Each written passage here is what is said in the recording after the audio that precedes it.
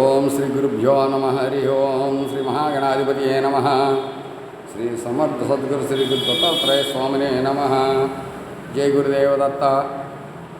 ఈనాడు మనం పంచాంగ శ్రవణం దీని గురించి తెలుసుకుందాం. పంచాంగము శ్రవణము. శ్రవణం అంటే వినడము, అందరికీ తెలుసు. పంచాంగం అంటే 5 అంగాలతో కూడినటువంటి ఒక శాస్త్రం. తిథి వార నక్షత్ర యోగ కరణాలతో కూడినదాన్ని రోజు మనం తెలుసుకోదగ్గ విషయాలకి దీని పంచాంగము అంటారు. ఈ 5 అంగాలతో కలిగిన ఈ కాలచక్రాన్ని గణించడం, లెక్క కట్టుకోవడం, తెలుసుకోవటం, దీన్ని ప్రయోజనాన్ని పొందటం, ఈ విషయాలన్నిటి కూడా పంచాంగం ద్వారా మనం తెలుసుకోవచ్చు. ఇది ఇప్పుడు ఈనాడు ఈ ఉగాది సందర్భంగా కొత్త సంవత్సరం మొదలు ఇవాళ నుంచి కాబట్టి దాన్ని యుగాది అన్నారు. యుగము అనగా 5 సంవత్సరాలు వస్తుంది. 5 సంవత్సరాలకు ఒక్కొక్క యుగం మారుతున్నట్టు లెక్క.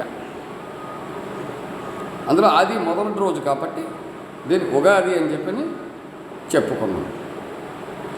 ఈ నాడు ఈ గ్రహస్థితులు అవి చూస్తే నిన్న ఆ కొత్త అమావాస్య, పాల్గొన శుక్ల కృష్ణ అమావాస్య అంటారు.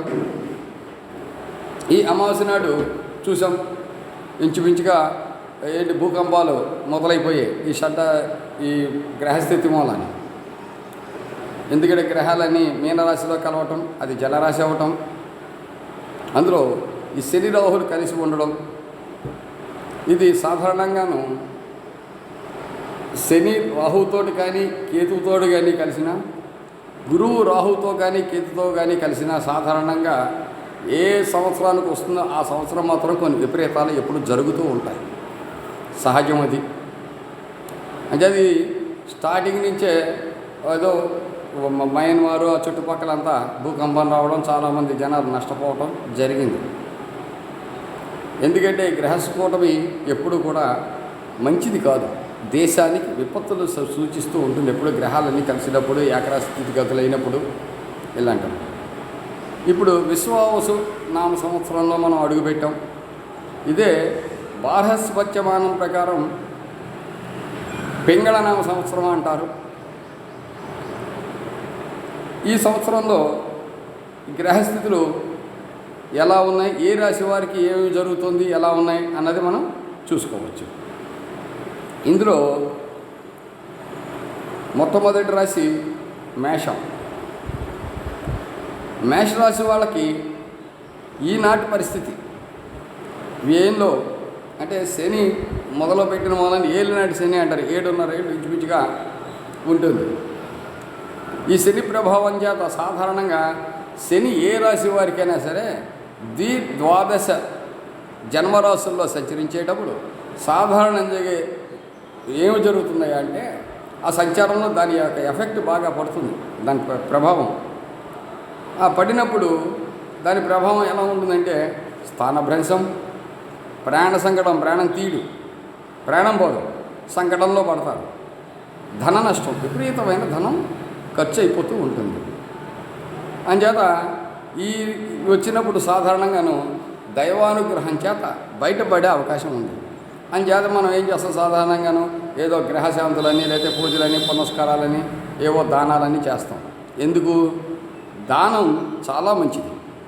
పుణ్యం కొద్ది పురుషుడు, దానం కొద్ది పిల్లలు అన్నారు. అది స్త్రీ పురుషులు ఎవరైనా సరే వాళ్ళు చేసే దానాన్ని బట్టే వాళ్ళ యొక్క పిల్లలు వాళ్ళకి సంప్రాప్తిస్తూ ఉంటారు. పుణ్యాన్ని కొద్ది పురుషుడు అన్నారు. అంటే పుణ్యం అంటే ఏంటి? మనం చేసుకునే మంచి కార్యక్రమాలు ఏదైతే ఉన్నాయో దానికి తగ్గట్టుగానే మన జీవన విధానంలో ఉండే పార్ట్నర్స్ ఉంటారు. అంచేత ఈ పుణ్యము, దానము రెండింటికి చాలా ప్రాధాన్యత ఇచ్చి ఈ గ్రహస్థితిని బట్టి సాధారణంగా మేము చెప్పేది అదే. ఎప్పుడు ఏదో అభిషేకం చెయ్యి, లేదా ఏదో పూజలు చేసుకో, ఇలా చేసుకో, గ్రహాన్ని శాంతింప చేసుకో అంటాం. గ్రహ శాంతులు అని చెప్పి చేస్తారు. శాంతి ఎలా జరుగుతుంది? అభిషేకం, అర్చన, అభిషేకం, హోమం, దానం, ఇలాగా వీటి మూలాన్ని ఆ గ్రహస్థితుల యొక్క ప్రభావం తగ్గి మనిషి కాస్త సుఖశాంతంతో ఉండగలడు. అంచేత మనం ఇవన్నీ చూసేటప్పుడు ఈ దేశకాలమాన పరిస్థితి అంటారు, వీటన్నిటిని కూడా దృష్టిలో పెట్టుకుని జాగ్రత్తగా చూడాలి. ఇంకా అశ్విని నక్షత్రం వారు ఈ ఎలా ఉంటుందంటే కాందాయ ఫలంలోనూ 3, 0, 4 మొదటి కందాయం 3 అంటే బేసి సంఖ్య కాబట్టి పర్వాలా బాగానే ఉంటుంది. రెండో కందాయంలో 0 ఉంది, అంచేత ఆ 0లో ఏంటంటే శూన్య ఫలితము అంటారు. తర్వాత 4 అని ఇంకా వచ్చింది. 4 సరి సంఖ్య, సరి సంఖ్యలు వచ్చిన వాళ్ళు సమానంగా ఉంటుంది. యావరేజ్ని 4, 3, 7 కాబట్టి యావరేజ్ని ఏడాది అంతా బాగున్నా ఈ మధ్య కందాయం మూలని ఏమవుతుందంటే ఒక్కొక్క కందాయానికిను 4 నెలల చొప్పున లెక్కేసుకుంటాం. అందులో మొదటి కందాయం కనుక 0 ఉంటే భయోందోళనలు కలుగుతాయి. మధ్య 0 వలన రుణ బాధలు, అవమానాలు ఇలాంటివి జరుగుతాయి. ఏడాది కూడా జాగ్రత్తగా ఉండాలి. లాస్ట్ 0 వలన శూన్య ఫలం ఉంటుంది. శత్రు భయం, ధన నష్టం ఇలాంటి లాస్ట్ 0. అలాగనే బేసి సంఖ్య వలనేమో ధనలాభం, సమసంఖ్య వలన సమఫలం, శూన్యం వలన శూన్య ఫలితము అని చెప్పి అంటారు. ఇది కాందాయ ఫలాలు. అందులో మేషరాశి వారికి అశ్విని, భరణి, కృత్తిక 1వ పాదం, భరణి వారికి 6, 1, 1 ఇది బాగానే ఉంది.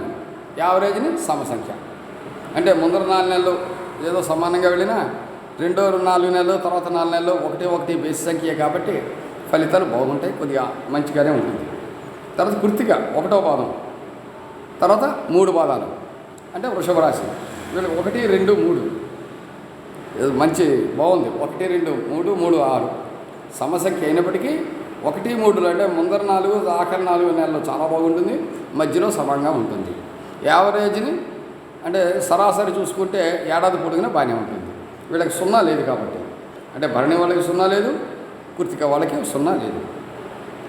తర్వాత రోహిణి 4, 0, 0 అంటే కొద్దిగా వీళ్ళు జాగ్రత్తగా ఉండాలి.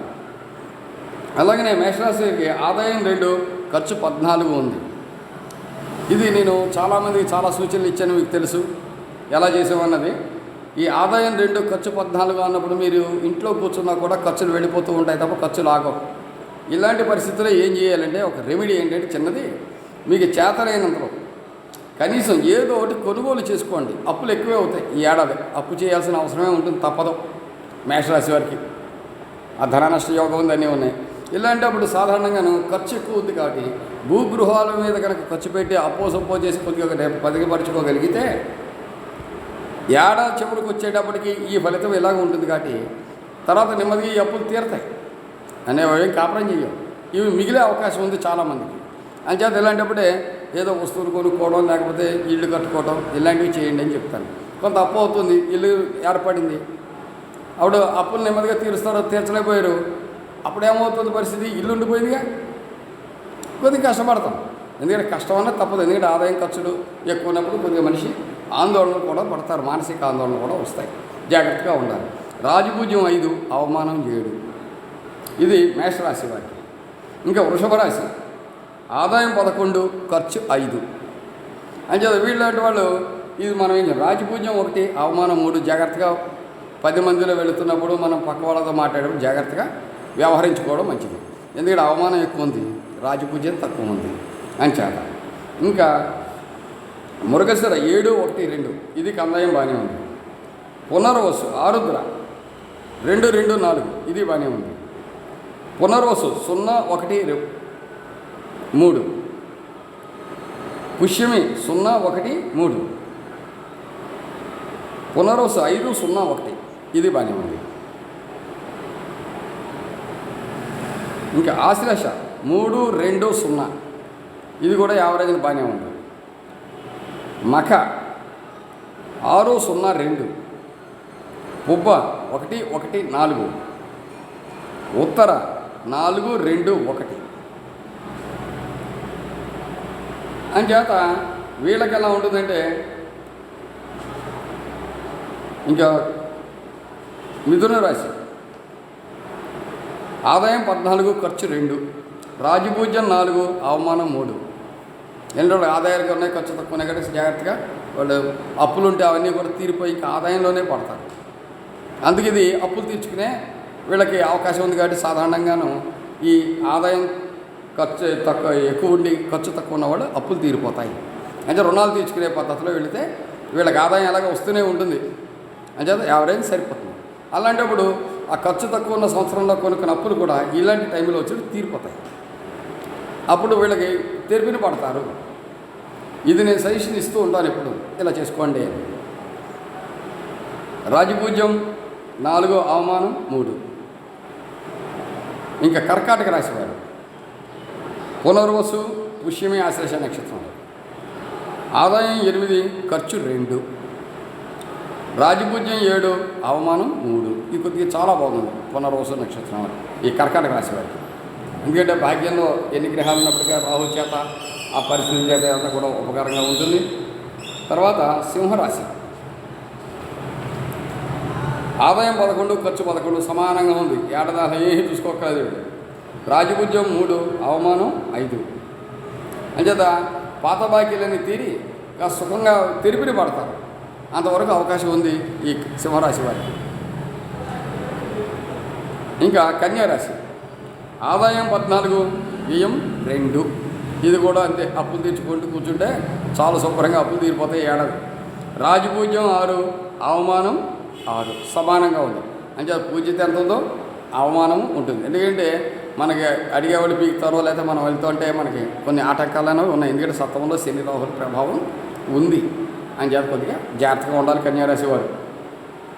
తర్వాత హస్త నక్షత్రం 7, 0, 3. చిత్తా నక్షత్రం 2, 1, 0. ఇది కూడా అలాగే ఉంది. అలాగనే స్వాతి 5, 2, 2. విశాఖ 0, 0, 4. అనురాధ 3, 1, 1. జ్యేష్ఠ 6, 2, 3. అంచేత ఈ కాందాయ ఫలము దాని నుంచి వచ్చే రిజల్ట్కి మనకి ఇక్కడ ఇది గోచారం అంటారు. ఈ రాశి ఈ ఏడాది మాత్రమే ఉంటుంది. ఏ నెల ఎలా ఉంటుంది అన్నది ప్రత్యేకంగా తర్వాత చెప్పుకోవచ్చు. తులారాశి. ఆదాయం 11, ఖర్చు 5. రాజపూజ్యం 2, అవమానం 2. సమానంగా ఉన్నాయి కాబట్టి ఈ ఆదాయం ఎక్కువ ఉంది కాబట్టి వీళ్ళకి కూడా రుణ విమోచనం అయ్యే అవకాశం ఉంది. తర్వాత వృశ్చిక రాశి. ఆదాయం 2, ఖర్చు 14. రాజపూజ్యం 5, అవమానం 2. దీని మూలాన్ని కూడా వీళ్ళకి ఖర్చులు ఎక్కువ ఉన్నాయి ఈ వృశ్చిక రాశి వారికి. అంచేత ఏమైనా స్థిరమైన పనులు చేసుకోగలిగితే కాస్త బాగానే ఉంటుంది. ఇంకా మూల నక్షత్రం 1, 0, 0. మూల వాళ్ళు జాగ్రత్తగా ఉండాలి. పూర్వాషాఢ 4, 1, 2. ఉత్తరాషాఢ 7, 2, 4.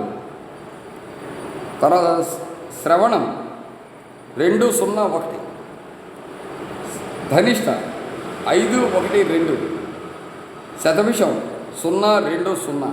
జాగ్రత్తగా ఉండాల్సిన వాళ్ళే వీళ్ళు. పూర్వభాద్ర 3, 0, 2. ఉత్తరాభాద్ర 6, 1, 4. రేవతి 1, 2, 1. యావరిజన మైన వాళ్ళకు కూడా బాగానే ఉంది. ఇంకా పోతే ధనురాశి వారు. ఆదాయం 5, ఖర్చు 5, సమానంగా ఉంది. ఏం పర్వాలేదు వీళ్ళకి. రాజపూజ్యం 1, అవమానం 5. ప్రతి అడుగు తూచి జాగ్రత్తగా మాట్లాడుకుంటూ జాగ్రత్తగా చేసుకుంటే చాలా బాగుంటుంది. తర్వాత మకర రాశి. ఆదాయం 8, ఖర్చు 14. రాజపూజ్యం 4, అవమానం 5.